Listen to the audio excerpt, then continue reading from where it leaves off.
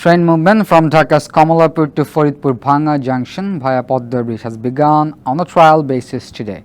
With this trial run, trains are running for the first time on the newly constructed 82-kilometer entire track. The new locomotive supplied by the Progress Rail Locomotives INC of the United States took off with the 7 coaches train at around 10:30 a.m.